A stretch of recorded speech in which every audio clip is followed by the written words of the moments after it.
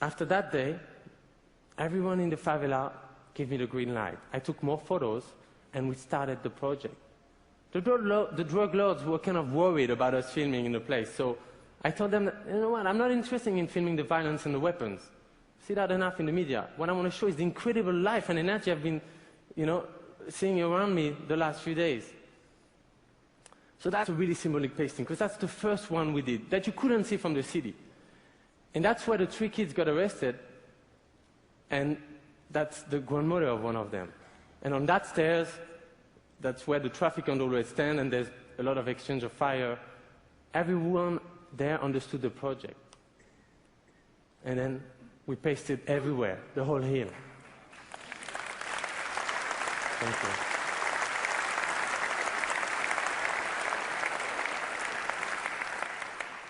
What was interesting is that the media couldn't get in. I mean, you should see that. They would have to film us from a really long distance, by helicopter, and then have a really long lens, and we would see ourselves on TV pasting. And they would put a number, please call this number if you know what's going on in Providencia. We just did a project and then left.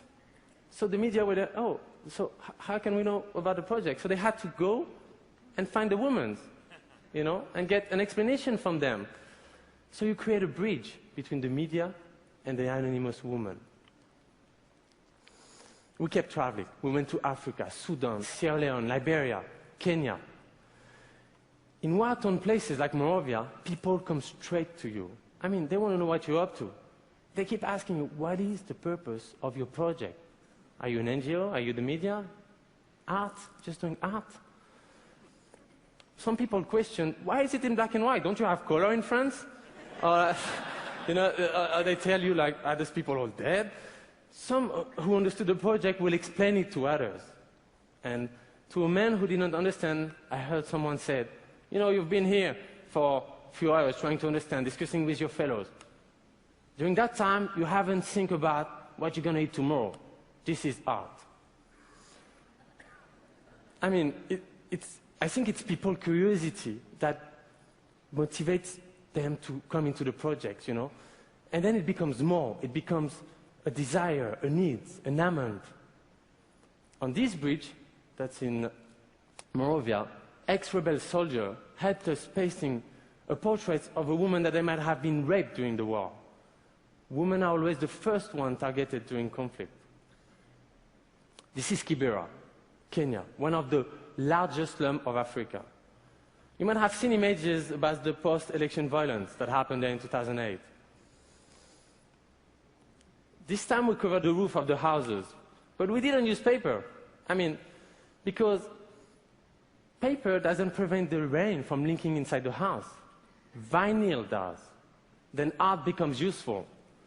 So the people kept it. You know what I love is that, for example, when you see the biggest eye there, there's so much houses inside. And I went there a few months ago, photos are still there, and there was missing a piece of an eye. So I asked the people, what happened? Oh, the guy just moved. It's there on.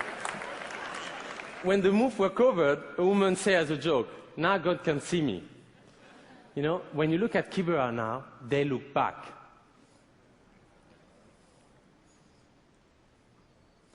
Okay, India. Before I start there, just so you know, each time we go in a place, we don't have authorization, so we set up like commandos. We're a group of friends. We arrive there and we try to paste on the walls. But there's places where you just can't place on the wall. In India, it was just impossible to paste. Like I heard, culturally and because of the law, they would just arrest us at the first pasting. So we decided to paste it white. White on the wall. So imagine white guys pasting white papers. So people would come to us and ask us, hey, what are you up to? Oh, we're just doing art. Art? Of course they were confused. But you know how India have a lot of dust in the street? And the more dust you would have going up in the air, on the white paper, you can almost see it, but there's a sticky part, like when you reverse a sticker. So the more dust you have, the more it will reveal the photo. So we could just walk in the street during the next days, and the photo would get revealed by themselves.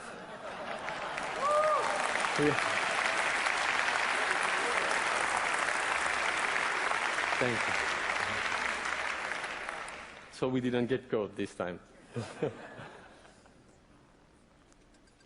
Each project, that's a film from Women Are Heroes.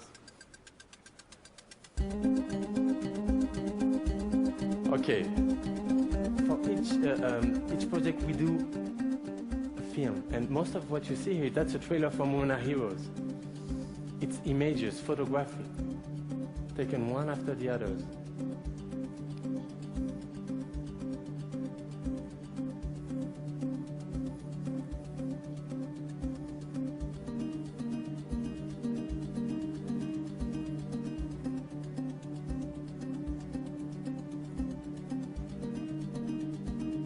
And the photo kept traveling even without us.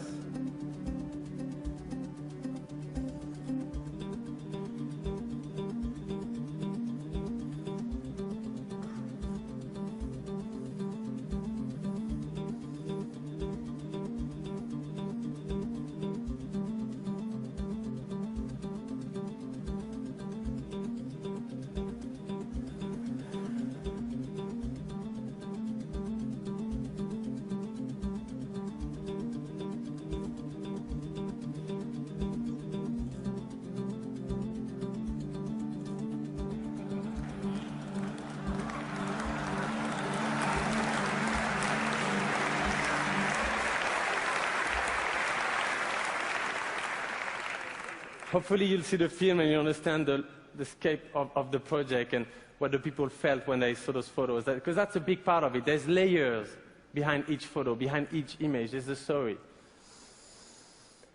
Women Are Heroes created a new dynamic in each of the communities. And the women kept that dynamic after we left. For example, we did books, not for sale, that all the community would get. But to get it, they would have to make it signed by one of the women. We did that in most of the places. We go back regularly. And so in Providencia, for example, in the favela, we have a cultural center running there. In Kibera, each year we cover more roofs. Because, of course, when we left, the people say, you know, that was just at the edge of the project, say, hey, what about my roof? So we decided to come the year after and keep doing the project. Really important point for me is that I don't use any brand or corporate sponsors. So I have no responsibility to anyone but myself and the subject. And that is for me like one of the most important things in the work. You know, I think today, as much as important as the result is the way you do things. And that have always been a certain part of the world. And what's interesting is that fine line that I have with images and advertising. We just did some pasting in Los Angeles on another project on the last weeks. And I even was invited to cover the MoCA Museum. But yesterday the city called them and said, look, you're going to have to tear it down. Because this can be taken for advertising, and because of the law, it has to be taken down. But tell me, advertising for what? The people I photographed were proud to participate to the project and to have their photo in their community, but they asked me for a promise, basically. They asked me, please, make our story travel with you.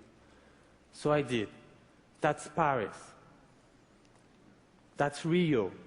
In each place, we build exhibitions with the story and the story travel, and you understand the full scope of the project. That's London, New York. And today, they are with you in Long Beach. All right. Recently, I started a public art project where I don't use my artwork anymore. I used Man Ray, Hélène Lévit, Giacomelli, other people's artwork. It doesn't matter today if it's your photo or not. The importance is what you do with the images. The statement it makes where it's pasted.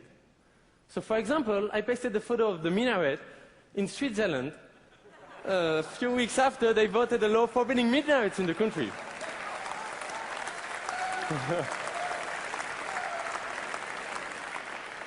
This image of three men wearing gas masks were taken in Chernobyl originally, and I pasted it in southern Italy, where the mafia sometimes bury the garbage under the ground. In some way, art can change the world. I mean, art is not supposed to change the world, to change practical things, but to change the perceptions. Art can change the way we see the world. Art can create an energy. Actually, the fact that art cannot change things makes it a neutral place for exchanges and discussions, and then enables it to change the world. When I do my work, I have two kinds of reaction. People say, oh, why don't you go in Iraq or Afghanistan? They would be really useful. Or, how can we help? I presume that you belong to the second category. And that's good, because for that project, I'm going to ask you to take the photos and to paste them. So now my wish is,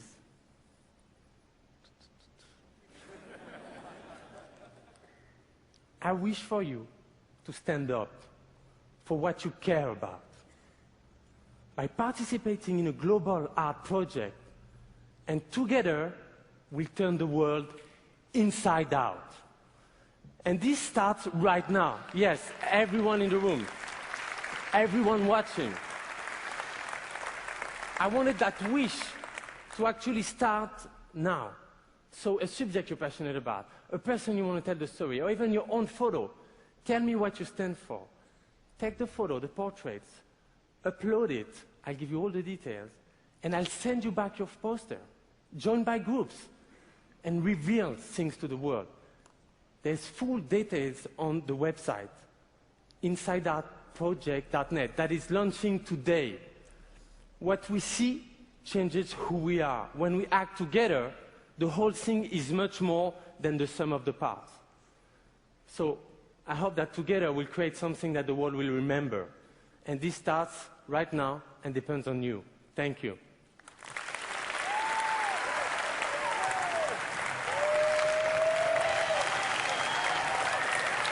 Thank you.